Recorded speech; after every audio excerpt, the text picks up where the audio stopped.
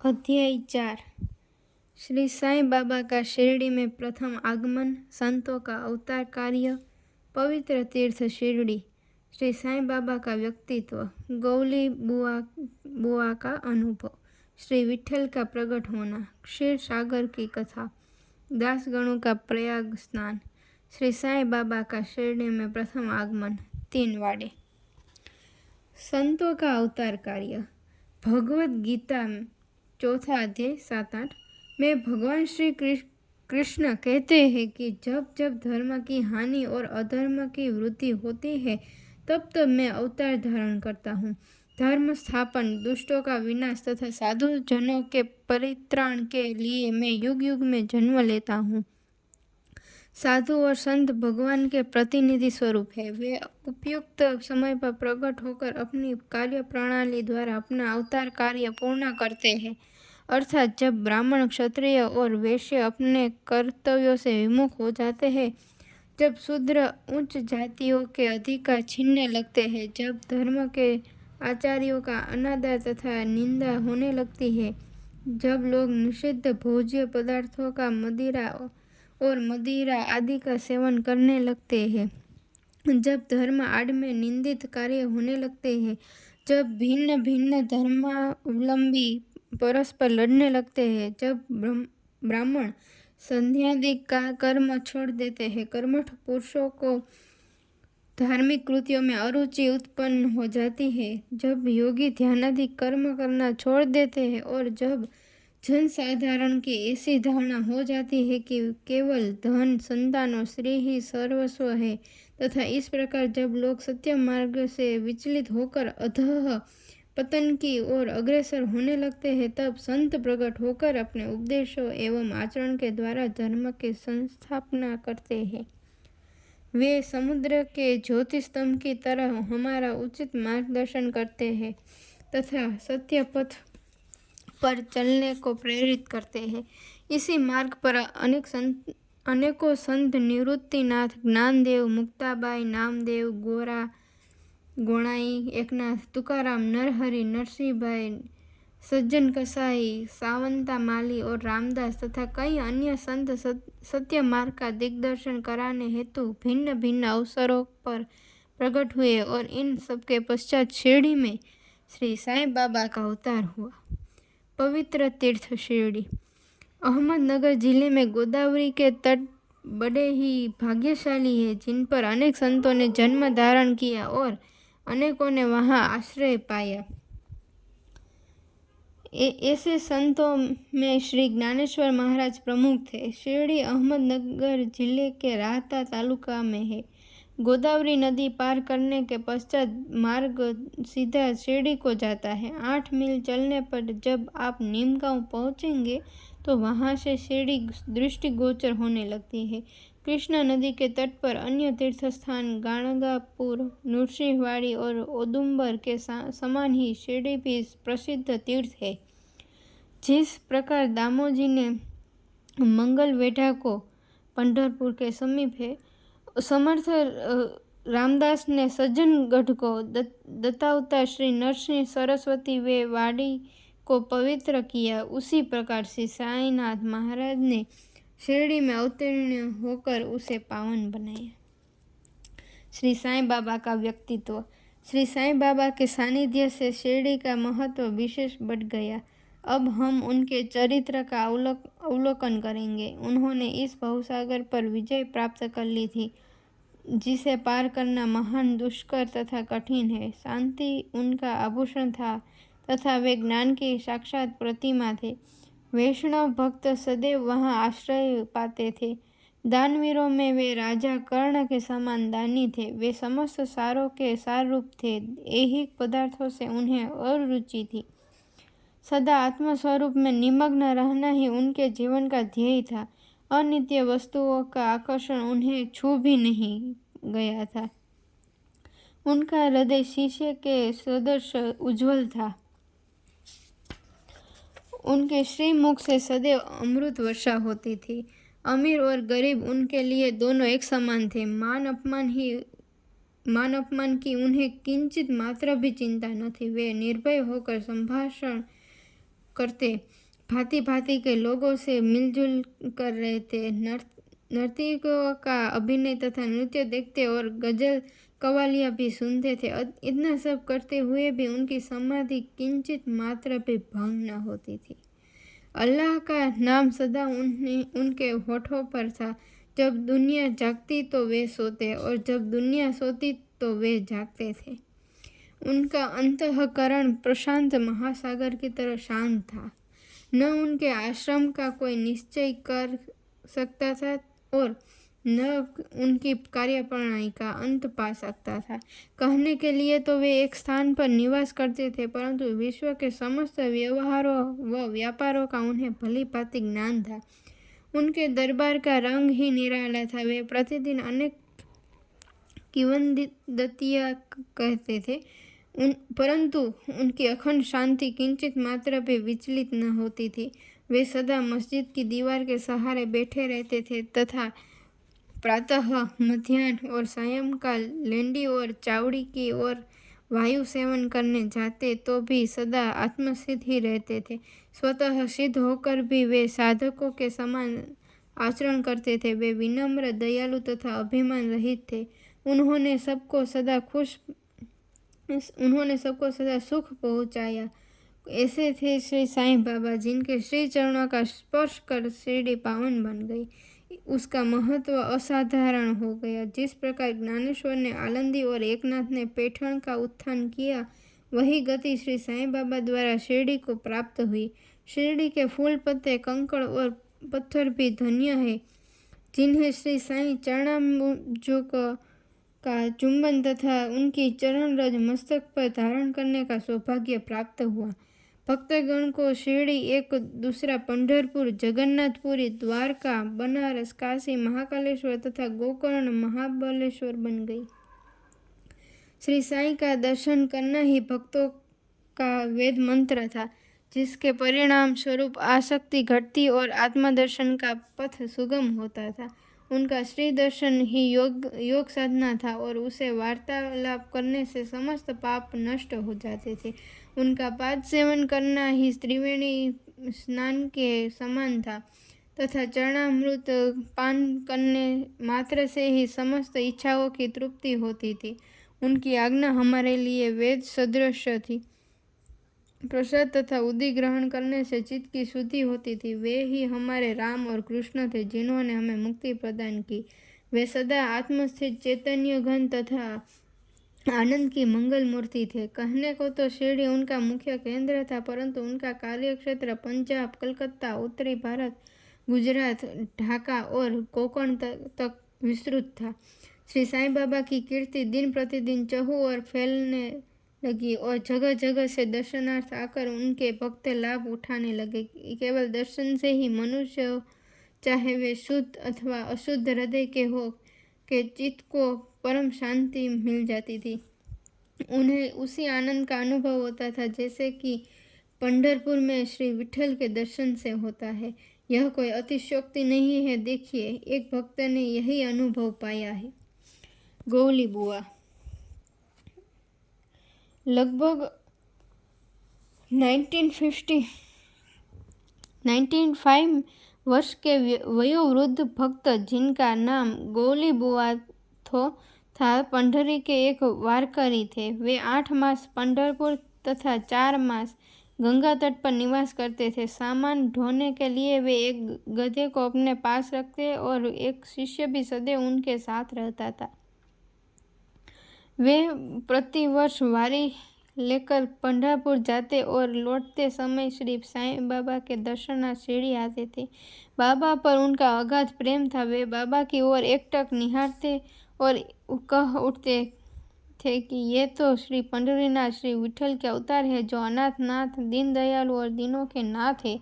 गौली बुआ श्री विठोबा के परम भक्त थे। उन्होंने अनेक बार पंढरी की यात्रा की तथा प्रत्यक्ष अनुभव किया कि श्री साईं बाबा सचमुच में ही पंढरीनाथ है। विठल स्वयं प्रकट हुए। श्री साईं बाबा की ईश्वर चिंतन और भजन में विशेष अभिरुचि थी। वे सदैव अल्लाह मालिक पुकारते तथा भक्तों कीर्तन सप्ताह करवाते थे। इसे नाम सप्ताह भी कहते हैं। एक बार उन्होंने दासगणों को कीर्तन सप्ताह करने की आज्ञा दी। दासगणों ने बाबा से कहा कि आपकी आज्ञा मुझे शिरोधार्य है, परंतु इस बात का आश्वासन मिलना चाहिए कि सप्ताह के अंत में विठ्ठल अवश्य प्रकट होंगे। परंतु साथ ही भक्तों में श्रद्धा व तीव्र उत्सुकता का होना भी अनिवार्य है। ठाकुरनाथ की डंकपुरी, विठ्ठल की पंडरे, रणछोड़ की द्वारका, यही तो है। किसी को दूर जाने की आवश्यकता नहीं है। क्या विठ्ठल कहीं बाहर से आएंगे? वे तो यही विराजमान है। जब भक्तों में प्रेम और भक्ति का स्रोत प्रवाहित होगा तो विठ्ठल स्वयं ही यहाँ प्रकट हो जाएंगे। सप्ताह समाप्त होने के बाद विठ्ठल भगवान इस प्रकार प्रकट हुए। काका साहेब दीक्षित सदैव की भांति स्नान करने के पश्चात जब ध्यान करने को बैठे तो उन्हें विठ्ठल के दर्शन हुए। दोपहर के समय जब वे बाबा के दर्शनार्थ मस्जिद पहुंचे तो बाबा ने उनसे पूछा, क्यों विठ्ठल पाटिल आए थे ना? वे बहुत चंचल है, उनको दृढ़ता से पकड़ लो। यदि थोड़ी सी भी असावधानी की तो वे बचकर निकल जाएंगे। यह प्रातः काल की घटना थी और दोपहर के समय उन्हें पुनः दर्शन हुए। उसी दिन एक चित्र बेचने वाला विठोबा के 25-30 चित्र लेकर वहां बेचने आया। यह चित्र ठीक वैसा ही था जैसा कि काका साहेब दीक्षित को ध्यान में दर्शन हुए थे। चित्र देखकर और बाबा के शब्दों का स्मरण कर काका साहेब को बड़ा विस्मय और प्रसन्नता हुई। उन्होंने एक चित्र सहर्ष खरीद लिया और उसे अपने देवघर में प्रतिष्ठित कर दिया। ठाणे के अवकाश प्राप्त मामलतदार श्री बी वी देव ने अपने अनुसंधान के द्वारा यह प्रमाणित कर दिया है कि शिरडी पंढरपुर की परिधि में आती है। दक्षिण में पंढरपुर श्री कृष्ण का प्रसिद्ध स्थान है, अतः शिरडी ही द्वारका है। द्वारका की एक और व्याख्या सुनने में आई है, जो कि के नारायण अय्यर द्वारा लिखित भारतवर्ष का स्थायी इतिहास में स्कंद पुराण से उद्धृत की गई है। वह इस प्रकार है, चतुर्वर्णामपि वर्गणा यत्र द्वाराणि सर्वतः अतो द्वारावतीत्युक्ता विदधिस्थत्ववादिभिः। जो स्थान चारों वर्णों के लोगों को धर्म, अर्थ, काम और मोक्ष के लिए सुलभ हो, दार्शनिक लोगों उसे द्वारका के नाम से पुकारते हैं। शिरडी में बाबा की मस्जिद केवल चारों वर्णों के लिए ही नहीं अपितु दलित, अस्पृश्य और भागोजी शिंदे जैसे कोढ़ी आदि सबके लिए खुली थी। अतः शिरडी को द्वारका करना ही सर्वथा उचित है। भगवंतराव क्षीरसागर की कथा। श्री विठ्ठल पूजन में बाबा को कितनी रुचि थी यह भगवंतराव क्षीरसागर की कथा से स्पष्ट है। भगवंतराव के पिता विठोबा के परम भक्त थे, जो प्रतिवर्ष पंढरपुर वारी लेकर जाते थे। उनके घर में विठोबा की मूर्ति थी, जिसकी वे नित्य प्रति पूजा करते थे। उनकी मृत्यु के पश्चात उनके पुत्र भगवंतराव ने वारी, पूजन, श्राद्ध इत्यादि समस्त कर्म करना छोड़ दिया। जब भगवंतराव शिरडी आए तो बाबा उन्हें देखते ही कहने लगे, इनके पिता मेरे परम मित्र थे, इसी कारण मैंने इन्हें यहाँ बुलाया है। इन्होंने कभी नैवेद्य अर्पण नहीं किया तथा मुझे और विठोबा को भूखा मारा है, इसलिए मैंने इन्हें यहाँ आने को प्रेरित किया है। अब मैं इन्हें हठपूर्वक पूजा में लगा दूंगा। दासगणों का प्रयाग स्नान। गंगा और यमुना नदी के संगम पर प्रयाग प्रसिद्ध पवित्र तीर्थ स्थान है। हिंदुओं की ऐसी भावना है कि वहाँ स्नानादि करने से समस्त पाप नष्ट हो जाते हैं। इसी कारण प्रत्येक पर्व पर सहस्त्रों भक्तगण वहां जाते हैं और स्नान का लाभ उठाते हैं।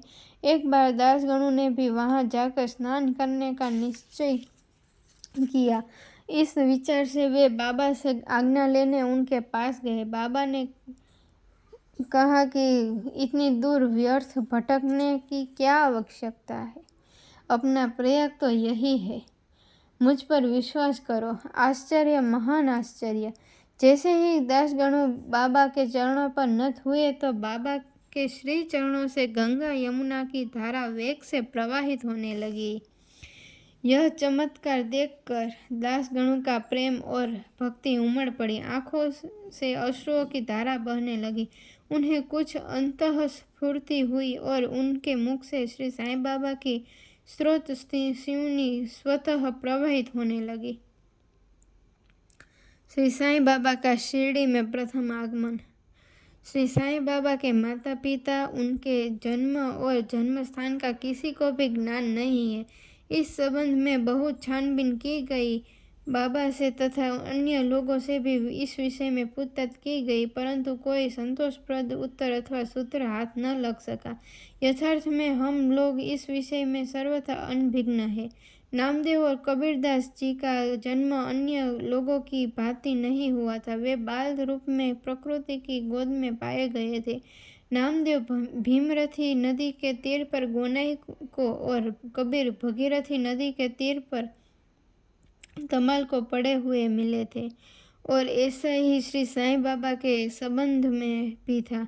वे शिरडी में नीम वृक्ष के तले 16 वर्ष की तरुणावस्था में स्वयं भक्तों के कल्याणार्थ प्रकट हुए थे। उस समय भी वे पूर्ण ब्रह्मज्ञानी प्रतीत होते थे।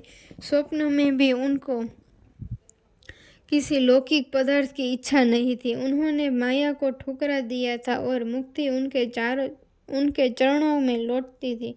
शिरडी ग्राम की एक वृद्ध स्त्री नाना चौबदार की माँ ने उनका इस प्रकार वर्णन किया है। एक तरुण, स्वस्थ, फुर्तीला तथा अति रूपवान बालक सर्वप्रथम नीम वृक्ष के नीचे समाधि में लीन दिखाई पड़ा। सर्दी व गर्मी की उन्हें किंचित मात्र भी चिंता न थी। उन्हें इतनी अल्प आयु में इस प्रकार कठिन तपस्या करते देखकर लोगों को महान आश्चर्य हुआ। दिन में वे किसी से भेंट नहीं करते थे और रात्रि में निर्भय होकर एकांत में घूमते थे। लोग आश्चर्यचकित होकर पूछते फिरते थे कि इस युवक का कहाँ से आगमन हुआ है। उनकी बनावट तथा आकृति इतनी सुंदर थी कि एक बार देखने मात्र से लोग आकर्षित हो जाते थे। वे सदा नीम वृक्ष के नीचे बैठे रहते थे और किसी के द्वार पर न जाते थे। यद्यपि वे देखने में युवक प्रतीत होते थे, परंतु उनका आचरण महात्माओं के सदृश था। वे त्याग और वैराग्य की साक्षात प्रतिमा थे। एक बार एक आश्चर्यजनक घटना हुई। एक भक्त को भगवान खंडोबा का संचार हुआ। लोगों ने शंका निवारणार्थ उनसे प्रश्न किया कि हे देव, कृपया बतलाइए कि ये किस भाग्यशाली पिता की संतान है और उनका कहाँ से आगमन हुआ है। भगवान खंडोबा ने एक कुदाली मंगवाई और एक निर्दिष्ट स्थान पर खोदने का संकेत किया। जब वह स्थान पूर्ण रूप से खोदा गया तो वहाँ एक पत्थर के नीचे ईंटें पाई गई। पत्थर को हटाते ही एक द्वार दिखा जहाँ पर 4 दीप जल रहे थे। उन दरवाजों का मार्ग एक गुफा में जाता था, जहाँ गौमुखी आकार की इमारत, लकड़ी के तख्ते, मालाएं आदि दिखाई पड़ी। भगवान खंडोबा कहने लगे कि इस युवक ने इस स्थान पर 12 वर्ष तपस्या की है। तब लोग युवक से प्रश्न करने लगे, परंतु उसने यह कहकर बात टाल दी कि यह मेरे श्री गुरुदेव की पवित्र भूमि है, अतएव मेरा पूज्य स्थान है। तब लोगों ने उस दरवाजे को पूर्ववत बंद कर दिया। जिस प्रकार अश्वत्थ तथा औदुंबर वृक्ष पवित्र माने जाते हैं, उसी प्रकार बाबा ने भी इस नीम वृक्ष को उतना ही पवित्र माना और प्रेम किया। महालसापति तथा शिरडी के अन्य भक्त इस स्थान को बाबा के गुरु का समाधि स्थान मानकर सदैव नमन किया करते थे। 3 वाड़े। नीम वृक्ष के आसपास की भूमि श्री हरि विनायक साठे ने मोल ले ली और उस स्थान पर एक विशाल भवन का निर्माण किया, जिसका नाम साठेवाड़ा रखा गया। बाहर से आने वाले यात्रियों के लिए वह वाड़ा एकमात्र विश्राम स्थान था, जहाँ सदैव भीड़ रहा करती थी। नीम वृक्ष के नीचे चारों ओर चबूतरा बांधा गया। सीढ़ियों के नीचे दक्षिण की ओर एक छोटा सा मंदिर है, जहाँ भक्त लोग चबूतरे के ऊपर उत्तराभिमुख होकर बैठते हैं। ऐसा विश्वास किया जाता है कि जो भी भक्त गुरुवार तथा शुक्रवार की संध्या को वहां धूप, अगरबत्ती आदि सुगंधित पदार्थ जलाते हैं, वे इस कृपा से सदैव सुखी होंगे। यह वाड़ा बहुत पुराना तथा जीर्ण शीर्ण स्थिति में था तथा इसके जीर्णोद्धार की नितांत आवश्यकता थी, जो संस्थान द्वारा पूर्ण कर दी गई। कुछ समय के पश्चात एक दूसरे वाड़े का निर्माण हुआ, जिसका नाम दीक्षित वाड़ा रखा गया। काका साहेब दीक्षित कानूनी सलाहकार जब इंग्लैंड में थे, तब वहां उन्हें किसी दुर्घटना से पैर में चोट आ गई थी। उन्होंने अनेक उपचार किए, परंतु पैर अच्छा न हो सका। नाना साहेब चांदोरकर ने उन्हें बाबा की कृपा प्राप्त करने का परामर्श दिया, इसलिए उन्होंने सन 1909 में बाबा के दर्शन किए। उन्होंने बाबा से पैर के बदले अपने मन की पंगुता दूर करने की प्रार्थना की। बाबा के दर्शन से उन्हें इतना सुख प्राप्त हुआ कि उन्होंने स्थायी रूप से शिरडी में रहना स्वीकार कर लिया और इसी कारण उन्होंने अपने तथा भक्तों के हेतु एक वाड़े का निर्माण कराया। इस भवन का शिलान्यास दिनांक 9/12/1910 को किया गया। उसी दिन अन्य दो विशिष्ट घटनाएं घटित हुई। पहली, श्री दादा साहेब खारपड़े को घर वापस लौटने की अनुमति प्राप्त हो गई और दूसरी, चावड़ी में रात्रि को आरती आरंभ हो गई। कुछ समय में वाड़ा संपूर्ण रूप से बन गया और रामनवमी 1911 के शुभ अवसर पर उसका यथाविधि उद्घाटन कर दिया गया। इसके बाद एक और वाड़ा मानो एक शाही भवन नागपुर के प्रसिद्ध श्रीमंत बूटी ने बनवाया। इस भवन के निर्माण में बहुत धनराशि लगाई गई।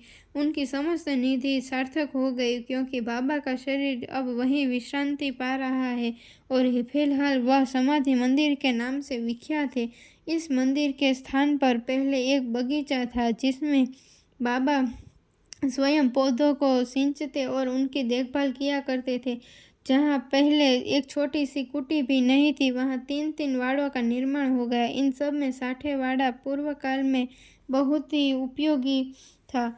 बगीचे की कथा वामन तात्या की सहायता से स्वयं बगीचे की देखभाल, शिरडी से श्री साईं बाबा की अस्थायी अनुपस्थिति तथा चांद पाटिल की भारत में पुनः शिरडी लौटना, देवीदास, जानकीदास और गंगागीर की संगति, मोहिद्दीन तंबोली के साथ कुश्ती, मस्जिद में निवास, श्री डेंगले व अन्य भक्तों पर प्रेम तथा अन्य घटनाओं का अगले अध्याय में वर्णन किया गया है। श्री सद्गुरु साईनाथार्पणमस्तु। शुभम भवतु।